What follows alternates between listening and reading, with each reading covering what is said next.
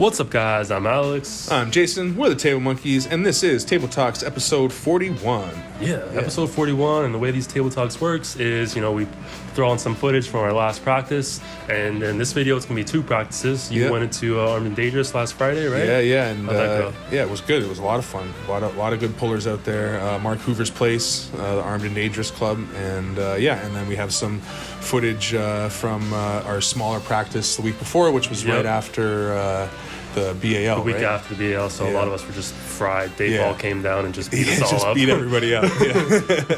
And then we just talk about whatever is going on in the arm wrestling world or not in the arm wrestling world. And today we're going to talk about the arm wrestling world because there's arm events. World is growing. There's a lot of events coming up. A lot of events happen. I don't know if anybody saw the Sports Center, but Sports Center shared a clip from I think it was North Carolina. It was a state championship somewhere in the States, and two pullers pulling, and they shared it on their Instagram, and it's already at like 4 million views or something. So the sport is fucking growing. Oh yeah. And in Ontario, we've been locked down, like extra lockdown. If you're not from Ontario, we're the most locked down place in North America. Yeah, maybe in the world. Who knows? But either way, things are starting. Things are starting to open up a little more. So events are starting to happen. We got. So tomorrow there's a big one that's kind of a hush hush. It's you might not know about it, you might know about it, but either way, you're going to be pulling at it. Pulling right and left. 240 class. Yeah, it's the Arm Cats are hosting this event, so thank you to the Askies for that.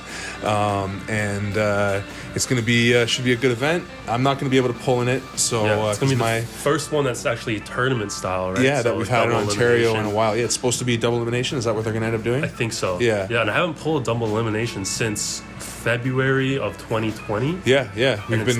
I'm a completely different person. I am nothing. I don't know what to expect. Yeah, well, I mean, it is different. It's different than a super match. It's different. I mean, it's different than a round robin. Round robin is maybe like more like a tournament than a super match. Yeah, but because you're pulling different pullers, right? But you still know who you're going to pull. You kind of have an idea of what you're going to do against plan them. About it. But I'm going into this completely blind. Like I don't know who I'm going to pull. Yeah, I don't know how. What order it's going to be in, exactly. Who's first, when it's going to be a battle, when it's not, all that thing. Yeah, it's tournament style is different. Yeah, so this is the first tournament style we've had in Ontario in a while, so it's exciting. Yeah, and then and as I said, I can't pull in this one. My left arm is not 100% clear to like hold the peg for 100% ready go match yet, but we're almost there. I'm like a week away from getting the doctor's clearance. So and then on July 31st. Up in Wasaga, there's a big event. Huge event, man. Yeah, this one is still like invite only, so but hopefully by then it's going to be actually like open if Ontario's actually open enough, which is supposed to be by then. Please don't. Please. Don't fuck us around anymore. We've been good, haven't we? We've dealt with enough. Yeah, we've been actually not good, but we're trying. We're trying to get by, motherfucker. So anyway, that on the 31st, hopefully it's open, but either way, it's a huge event. There's so many matches at that one. Ian Carnegie and Curtis Cameron is going to be huge, and Rick Heidebrecht pulling Brian Desmorier on both arms. Brian's got the last time they pulled, Brian won. Oh really? Yeah. Brian has a win. I don't know, but Brian has a win on him either way. So, Rick is looking for some revenge there. And then Evan Burgoyne is pulling Conrad Rosselli, which even though he's outranks him on the ranking, I guess Conrad's got a way better record on Evan in tournament pulls. But maybe Evan beat him in their last super match or something like that. I don't know the exact history, but I know that Evan wants the win just as bad. That's crazy. So six of the guys on the heavyweight rankings are pulling. Yeah, there's lots of heavyweight, lots of guys pulling. And then so you have a match on that day. And then I have a match on that day now. So I guess I'm filling in for Mike Mendy. Was supposed to pull Jeff Osterveld, who is the other Tiny in Ontario. I don't know when he got his nickname, but I've had my nickname Tiny since I was like 12 or 13 years old. And you beat him back in, was it October? Yeah, it was like the first event post lockdown, and they hosted it up there. They were the first ones to be like, we've got refs, we're gonna host it, who fucking cares, come out, and whoever wants to pull. And then I ended up pulling Jeff on that day, and I won 3-0. It was a Tiny versus Tiny match. Yeah, Tiny versus Tiny. It was supposed to be for the name then, but I guess it wasn't, like, I wasn't established enough. It wasn't convincing enough of a win, so I haven't actually secured the name. But this is supposed to be securing for for sure. It's supposed to be, and I want to say that it should be at this point because when people refer to Tiny from this point on, I want them to be thinking of me in the arm wrestling world in Ontario. That's who should come to mind. But aren't you on a diet right now? Yeah, but it doesn't matter. The name doesn't change. Like I'm still a relatively large human being, even dieting down. So this is the rematch. But anyway, this is the rematch of Tiny versus Tiny. I would absolutely toy with the version of myself that beat him. I think I would beat him too. Yeah, you might beat the version of me that beat him. It's true. Yeah, it's possible. You definitely are tricky enough now to beat him. I don't know if you're strong enough, but you're definitely tricky enough to beat that version of myself. So, unless Jeff has made some serious progress, I don't expect much of a different outcome. I want to. You got to make a statement. You got to make it look even easier than last time. I want to dominate in a more convincing fashion than last time. I won't go full Burgoyne Bad Company and make that much of an ass of myself, but I will try to do some on-table taunting once the match stops, if I can get there, which hopefully I bring enough to the table to do that. So that's just July? Yeah, that's just finishing out the month of July. August. And then August... we want to host another BAL on the 14th? We are hosting another BAL on the 14th in Dunnville, and this one is going to be, again, we're going to try to do it more tournament style. It will be more or less like invite only. It's not going to be open where you can just show up. But we love the round robin style of tournament pulling. Yeah. So what we're going to do is we're going to have a bunch of different weight classes, probably maybe 3 or 4. Yeah. We're still working out the details, but we'll have weight classes, and then we'll do the round robins. We're going to do multiple, what did we say, 16, I think, was going to be our limit for this one? Yeah, it'll depend, right? If we have 16, then we'll split into 2 round robins of 8, and then do a top 4 to determine the overall winner. Yeah. And then that winner will then be the BAL champ of that weight class from that point forward, right? Well, we're going to do 2. We're going to have to do 2 tournaments, and then have the 2 winners of those 2 tournaments eventually. So that's the long-term goal. From after the August tournament, that he'll be the BAL champ. And then in September, when we have another we'll establish the BAL Challenger. You're right. Yeah, that's the way it'll go, right? So that's further down the road. So BAL, we want to keep going with more events, and especially as things open up, with Toronto being such a big city with so many venues, we really think that we can start to utilize the city more, especially being more central and trying to host more events. But the first one, or not the first one, the next one that we're going to do will be August 14th out in Dunnville, and you'll definitely see some promotion, or if you're a puller in Ontario, you'll probably get a message from us soon about pulling in that.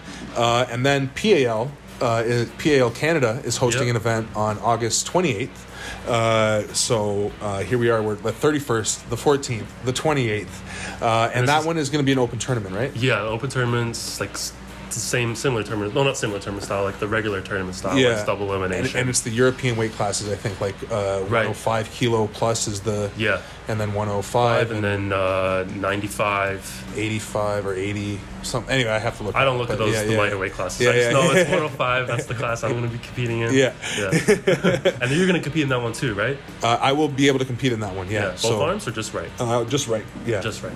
I won't be able to pull tournament with my left until October. I think it is end of October. So it'll just be right hand for a bit still for me on that one. But that'll be another open style tournament, and should be good. I don't think we've been to a PAL event. Like, they started hosting them or they started scheduling them right when COVID hit, from what I remember. No, so the super match I had with Nick Fortin was a PAL event, but it wasn't a tournament. Yeah. And then they had another PAL tournament. And it was one that kind of got it got kind of canceled, kind of it wasn't as, it was supposed to be bigger, then it got smaller, then okay, we're still going to do it, and no, we can't film and all that, blah, blah, blah, right? So that one, we haven't been to a real this PAL, should be a proper real one tournament. Yeah, hopefully. Yeah, we'll see. No, it should be. She got it's Dave Knox and Will Campbell are the refs, so it should be real proper. Yeah, so fucking arm wrestling Ontario blowing up. And who knows what else is going to come out before?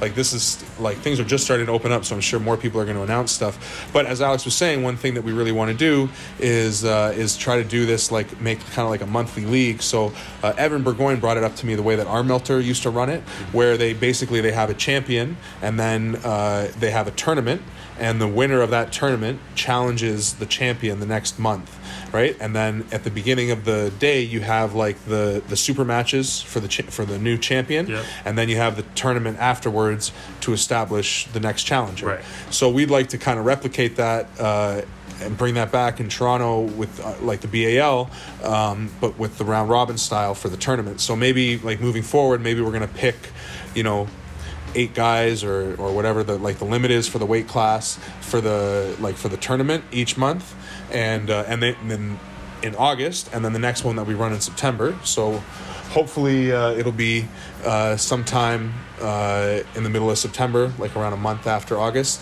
where we'll do another tournament style round robin, but this time in Toronto. Right, and that'll establish the challenger to face the winner of the August event. Yeah, and then they'll have a super match in October. And then after that super match, we'll have the tournament, and we'll try to continue that on, moving forward, and see how that goes. Yeah. Because again, with things opening up and with such a big venue, so many venues in a big city like Toronto, we really think we can take advantage of that. Yeah, and round robins are awesome, so we want to make that a thing for the BAL. Yeah, we wanted that to be our style because it's just a cool scenario. Everybody gets to pull everybody. If it's a smaller group, like what we're going to talk about next, the 4-way that's coming up, you get to see multiple super matches. Yeah. But just the idea of getting to see so many styles, right? Yeah, So we all want to see everybody pull each other because Yeah. it completely changes everything. and you always with arm wrestling, you lose track of or it's hard to tell who's the best just by seeing like a bunch of people pull like different combos of 2, because I might beat you, and then you might beat this other guy, and then that other guy might beat me. Yeah. And it's like, wait, how does that make any sense? That triangle doesn't work out. But that's why with a round robin, when everybody gets to pull everybody, you really get to know. So now with this 4-way, with so Mr. Chance Shaw. So this is also happening tomorrow. Yeah. And this is the bigger one. Obviously, I don't expect too many people to be. I don't even know if we're going to be live streaming Arm Cats or anything, but most arm wrestling eyes are going to be on the 4-way that's happening tomorrow, and between 4 giant men, one not so giant but still pretty big, but the rest are giants. So Jordan Sill is the runt of the litter. He's like 225, 230. He's like 230, 6 foot or 6'2" or something like that. And then I guess Chance Shaw, or I don't know who's bigger, maybe Underwood. I think Chance Shaw's, maybe Don is heavier. I feel like Don's over 3. Either way, Chance Shaw pushing 300 now at 295, and on the gummy bear diet. On the gummy bear diet. He's the youngin coming in with all the heat. He's a lot of hype on this. A lot of hype on. And I'm kind of riding the hype train. You're riding the hype train, which is not a bad train to be on. He does look pretty solid. Oh yeah. And then Don Underwood we just mentioned, and then Mike Ayello. Yes. So Mr. Beach and Body Muscles. Yeah, it's a serious group, and again, so the reason we're talking about this is not only because it's happening, but because it's a 4-way round robin. Yeah. Right. So. And what makes it interesting is they all have different styles. Yeah. We may think that they're opposing or not. We don't know how it's going to pan out, but. And with a round robin, no matter what, endurance becomes a factor. So if like the first round is Don versus Mike. Right, and then Chance versus Jordan. So Don and Mike could get in an intense huge hook war. battle. Yeah, they could get into a huge hook war and kill each other. Yeah, and then Chance could just take Jordan's hand 2 times, and then all of a sudden Chance is going to have an easy day, because his next 2 matches are against these 2 guys that just killed each other, and they both like to hook. Yeah, and one of them is going to have to pull Jordan, who just got flashed by Chance, so he's probably relatively fresh, if he didn't get into a big battle. Yeah. So again, it's crazy. I don't know how they're going to do it. I guess we're thinking it's best of 3. Yeah. So I don't know for sure, but the way I'm assuming it's best of 3. Yeah. If it's best of 5, that becomes a lot of matches. Now you're talking like you're going to you could pull as many as 15 matches, like rounds. If you were to go to 5 rounds in all 3 of your matches, you wouldn't go 5, though, would you? Oh yeah, you would. You could. I'm saying you could possibly. That's true. At the most. Yeah. So either way, I doubt it's best of 5. It's probably best of 3. And then is there a way for 4-way to tie? I don't think there is a way for 2 people to go 2 and 2 or 3 and 1. Could you go 2 and 2? Could you go 3 and 1 and 3 and 1? I feel like you could. Yeah. So I'm not sure how they're going to establish the winner, if they're going to end up having a final super match or how their round robin's going to go. But again, regardless, we're going to get to see each one of these 4 guys pull each other, which is why the round robins are so cool and why we like them so much. And also, as a newer puller, you know, coming up into the sport, if you can find round robin tournaments, it's good because you just learn so much by getting to pull multiple people. And in a round robin, you can lose 7 times, like 8 men. You can lose all 7 matches. You don't get kicked out. In a double elimination, you go up against guys that are way better than you your first 2 rounds. You get dusted. You don't learn anything, really. You just learn that you're not good enough. And you just paid $30 to do that. Yeah, so double elimination is the way that most tournaments go. But again, and easier to run. Yeah, exactly. But at the same time, for the puller, the reason we like the round robin is definitely for more experienced pullers, and we're all excited to see these specific matches. We want to see how these styles play out. Yeah. I think round robin makes more sense for the audience as well. Yeah, as a puller. I like that too. Anyway, so that's what's coming up in the arm wrestling world. A lot of pulling happening. Exciting times tomorrow, and for the future of Ontario arm wrestling. Yeah, and as we said, so Alex has got his match tomorrow. Mine's coming up in a few weeks after that, and the 4-way. And that's the video. Yeah, so if you like this video, please like the video, leave some feedback in the comments. Subscribe, smash that bell, do all those things. And monkeys out. Peace.